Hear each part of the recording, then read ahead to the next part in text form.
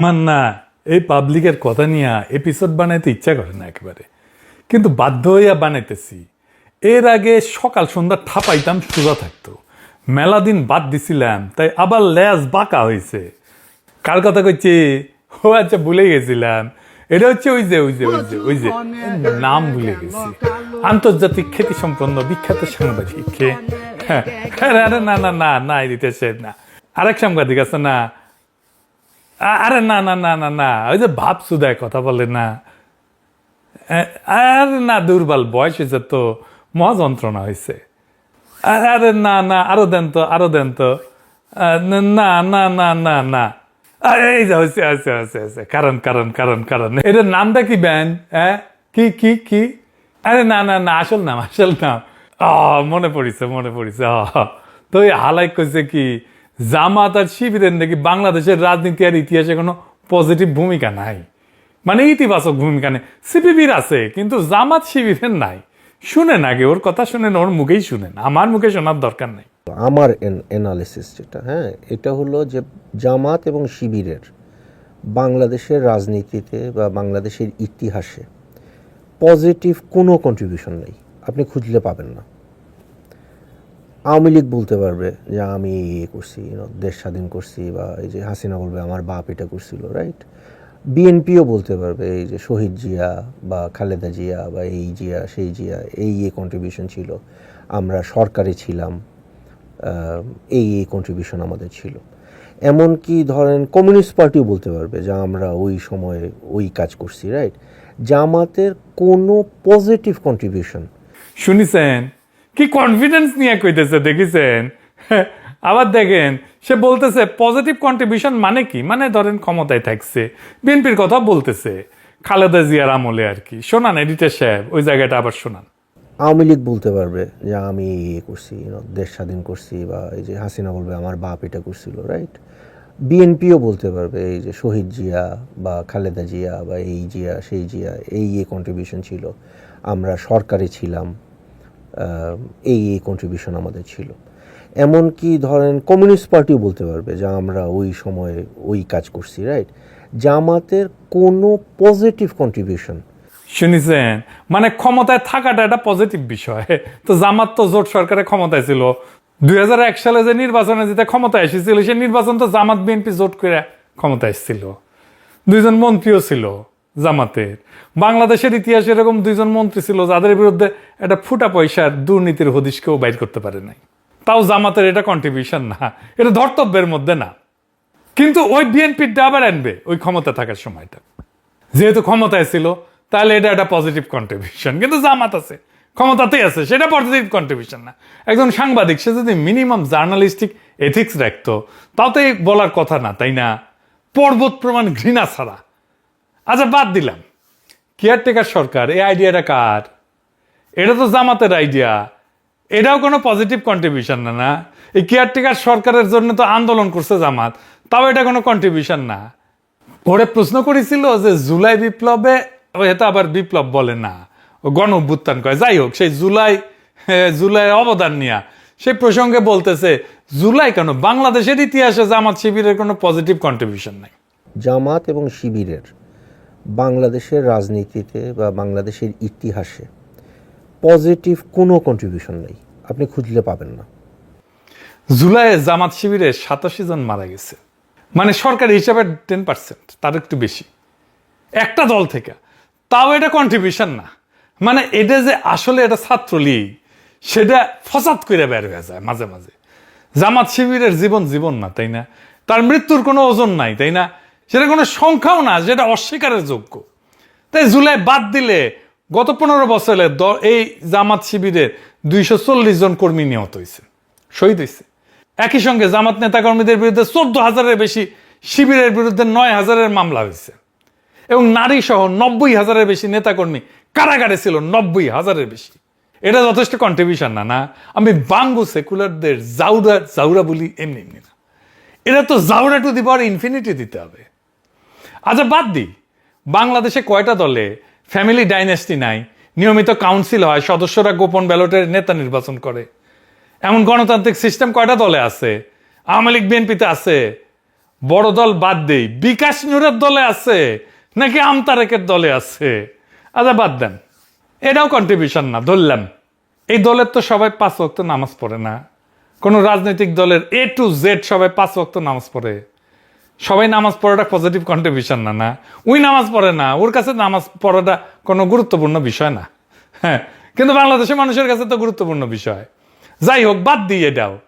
এইচএসসির পরে ভর্তি কোচিং এ retina concrete guide বই আমরা কে পড়িনি? এই যে কোচিং করে ছাত্রদেরকে তৈরি করা ভর্তি পরীক্ষার জন্য, কনফিডেন্স দেওয়া, তাদের বানায় দেওয়া পরীক্ষার জন্য, এটা কে করছে? শিবির করছে। ওই তো সুইডেনে বিয়ে পাশ করেছে, বাংলাদেশে প্রাইভেট ইউনিভার্সিটিতে ভর্তি হয়েছিল, শেষ করতে পারে নাই মনে হয়। শেষ করলে তো আর বিয়ে পড়তো না বিদেশে যায়। যাই হোক, বাদ দিই। বাংলাদেশের সুদমুক্ত ইসলামী ব্যাংকিং এর ধারণা কে আনিছে? বাংলাদেশের সবচেয়ে সফল ব্যাংকটা কারা গড়ে তুলিছে? জামাতি তো না, ইসলামী ব্যাংক। আচ্ছা বাদ দিলাম, এটাও কন্ট্রিবিউশন না। বাংলাদেশের ডায়াগনস্টিক সেন্টারে এগুলোতে যে রাজধানী হয়, ডাক্তারদের যে কমিশন দেয় টেস্ট করে করে, জামাতের ইবনে সিনা 1 পয়সা কমিশন না দিয়া রোগীদের কম করে হলেও 25% কম দামে মানসম্পন্ন ডায়াগনস্টিক সার্ভিস দিয়া বিজনেসকে ভায়াবল রাখা যায়, এই মডেল যে স্ট্যাবলিশ করছে, এইটা তো জামাতি করছে না? এটাও কন্ট্রিবিউশন না? না, আচ্ছা বাদ দেন। বাংলাদেশের সবচেয়ে বেশি রাজনৈতিক সাহিত্য কোন রাজনৈতিক দল প্রকাশ করছে? জামাত তো। নাকি ইসলামী রাজনৈতিক সাহিত্য কোনো পজিটিভ জিনিস না? শুধু মনি সিংহের জীবন সংগ্রাম পজিটিভ জিনিস না, আর সব নেগেটিভ? আচ্ছা বাদ দেন।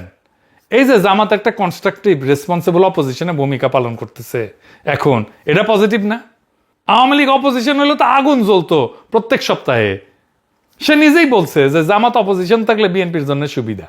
বিএনপির জন্য জামাত একটা খুবই সুবিধাজনক বিরোধী দল। শুনেছেন? তাও এটা পজিটিভ না, তাই না? সবচেয়ে বড় কথা, এটা ইসলামী দল, সবচেয়ে বড় ইসলামী দল। সে লিবারাল ডেমোক্রেটিক পলিটিক্স করতেছে, লিবারাল ফ্রেমওয়ার্কের মধ্যে, এই সীমানার মধ্যে ইলেকশন করতেছে, সংসদে যাইতেছে, ভোট করতেছে, ভোট চাইতেছে। এটাই তো একটা বিশাল পজিটিভ কাজ। এই জামাতকে বলে উগ্রবাদী। উগ্রবাদ চীনে ওই হোলি আর্টিজান ছিল উগ্রবাদ। 4-5টা ছেলেকে সামলাইতে কমান্ডো ডাকতে হয়েছিল। এই জামাত না থাকলে প্রত্যেকদিন একটা করে হোলি আর্টিজান হইতো। পাকিস্তানে হইতেছে না? মসজিদে বোমা, গাড়িতে বোমা, বাসায় বোমা, মার্কেটে বোমা, খোলা বাজারে অস্ত্র কেনা বেচা, তামা তামা হয়ে গেল দেশটা। ওই জিনিস হইতো।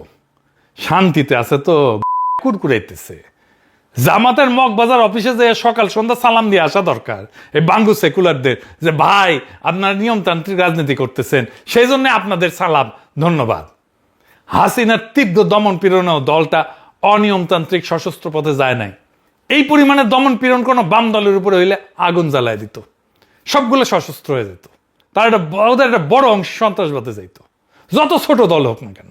বাংলাদেশে আর্মিরে দিয়ে কে কুর করে নাই? আওয়ামী লীগ করছে, জাসদ করছে, সিপিবি পর্যন্ত করছে, সুশীলেরা করছে না 111? জামাত করছে কখনো? জামাতের সাপোর্টার নাই আর্মিতে?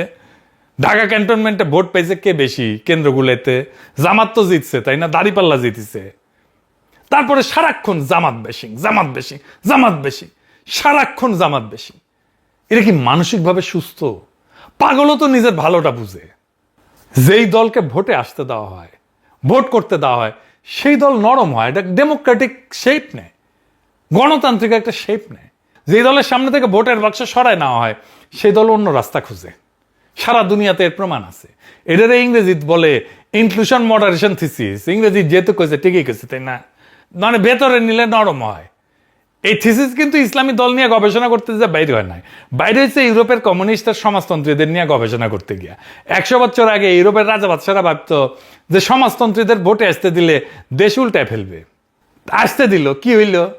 বিপ্লবের কথা ভুলে গেল তারা। এটা বাদ দিয়া তারা সংসদে বসে শ্রমিকের মজুরি নিয়ে দর কষাকষি শুরু করলো। মানে যেই যুক্তি দিয়া আপনার আদরের বামপন্থীদের ভদ্র হওয়া ব্যাখ্যা করেন, সেই একই যুক্তি তো জামাতের বেলায় খাটে না? ওইটা খাটাবে না। তাইলে তো গন্ডগোলটা যুক্তিতে না, গন্ডগোলটা মাথায়, সেকুলার কুরকুরে নিতে। 1991 আলজেরিয়ায় FIS নামে একটা ইসলামী দল ভোটে জিতেছিল। ভোট প্রায় শেষ, সেনাবাহিনী আইসা ফলাফল বাতিল করে দিল, দল নিষিদ্ধ করে দিল, নেতাদের জেলে ভরলো। এরপর জন্ম নিল জিআইএ নামে একটা জঙ্গি দল। 10 বছর ধরে গৃহযুদ্ধ, লাখ লাখ মানুষ মারা গেল। বাংলাদেশকে এই জায়গায় নিয়ে যেতে চায় বাঙ্গু সেকুলারেরা।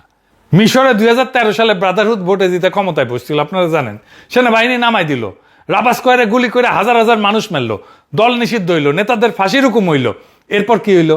নতুন নতুন সশস্ত্র গ্রুপ বাইরে হতে শুরু করলো, সিনাই এলাকা জ্বলতে শুরু করলো। সিরিয়া 1982 সালে হামা শহরে ব্রাদারহুডকে শহর সুদ্ধা গুড়াই দেওয়া হইলো। তারপর 30 বছর ধরে ওই পালায় যাওয়ার লোকগুলা ভেতর থেকে জঙ্গি নেটওয়ার্ক বাইরে হইতেই থাকলো।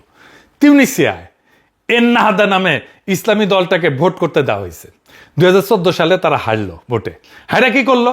চুপচাপ ক্ষমতা ছেড়ে দিল। আপোষে আরব দুনিয়া একটা ইসলামী দল ভোটে এরা ভদ্রভাবে চেয়ার ছেড়ে দিছে। জর্ডান আর মরক্কো তো একই ঘটনা ঘটিছে। ব্যবস্থার ভেতরে রাখেন, ডেমোক্রেটিক স্ফেয়ারের মধ্যে রাখেন, ডেমোক্রেটিক স্পেসের মধ্যে রাখেন, তারা ব্যবস্থার ভাষায় কথা বলবে। ফেইথ ইন মডারেশন নামে একটা বই আছে, লেখক নাম হইতেছে জিলিয়ান শোয়েডলার। বইটা আর একটা ইন্টারেস্টিং কথা আছে। ভদ্রমহিলা দুইটা দেশের দুইটা ইসলামী দল মিলায় দেখছেন, জর্ডানের ইসলামিক অ্যাকশন ফ্রন্ট আর ইয়ামেনের ইসালা। দেখা গেল জর্ডানের দলটা ভোটের রাজনীতিতে থেকে বদলাই গেছে, কিন্তু ইয়ামেনের দলটা বদলায় নাই।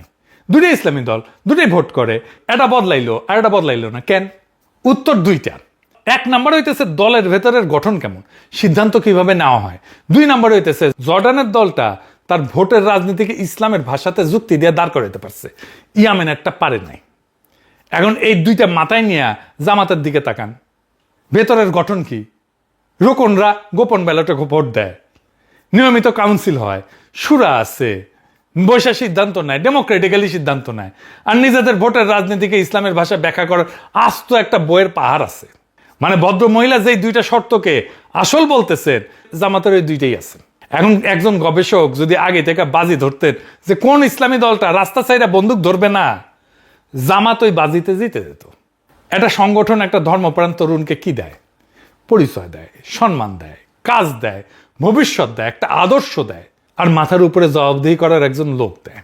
এখন একটা জঙ্গি দলের লোক যদি ওই ছেলেটাকে টানতে যায়, রিক্রুট করতে চায়, তাহলে তো সংগঠনের সাথে কম্পিটিশন করতে হবে, তাই না? এখন আপনি সংগঠনটাই ভেঙে দিলেন, নেতাদের ফাঁসি দিলেন, তারা সারাক্ষণ ব্যাচিং করতেছেন, অফিসে তালা দিতেছেন, সারাক্ষণ সাবহিউম্যান অমানুষের মতো আচরণ করতে থাকেন। কম্পিটিশনটা কে করবে তাইলে? কেউ না। মাঠ ফাঁকা, ফাঁকা মাঠে কে গোল দিবে তাইলে বুঝেন? বলতে দিবে উগ্রবাদীরা, এগুলো সব উগ্রবাদীরা রিক্রুট করে ফেলবে। জামাত পছন্দ না তো হোলি আর্টিজান আনবেন, মাথার ভেতর থেকে ইসলাম বিদ্বেষের ভূতটা বের করেন। যেই রাস্তা ধরিছেন দেশটা জাহান নামে পাঠাইবেন আপনারা। কথায় আছে না, সুখে থাকতে ভূতে কিলায়। বাঙ্গু সাংবাদিকদের একটা বড় সমস্যা, এটা সব বুঝে, রাজনীতি তো বুঝেই, ইকোনমিক্স বুঝে, ডিপ্লোমেসি বুঝে, রাষ্ট্রবিজ্ঞান বুঝে, ফিলোসফি বুঝে, হিস্ট্রি বুঝে, ওরা সবারটা বেশি বুঝে। বেশিরভাগই ইন্টার পাস, কেউ কেউ টাইনে টুইনে বিএ পাস, কিন্তু ভাব এমন যে অক্সফোর্ডের প্রফেসর এমিরেটাস। হাতে সেকুলার লোহা আছে তো এটি বাড়ি দেওয়ার ইচ্ছা করে। আমাদের বগুড়াতে একটা শোলক আছে, সোলপলের হাতে লোহা শয়তানে মারে, তো ওরা শয়তানে ইচ্ছে। তোরা বাংলাদেশকে সিরিয়া না বানায় শান্তি পাবো না, যা মারা খা, আমরা দূর থেকে হাততালি দেবো, আর কমো ফাইন আছে, ফাইন দেখ ফাইটা দেখ ব্যাককল গুলায়। আর আমি আমার এডিটারকে কমো, এডিটার সাহেব বাজার ব্যান্ড পার্টি।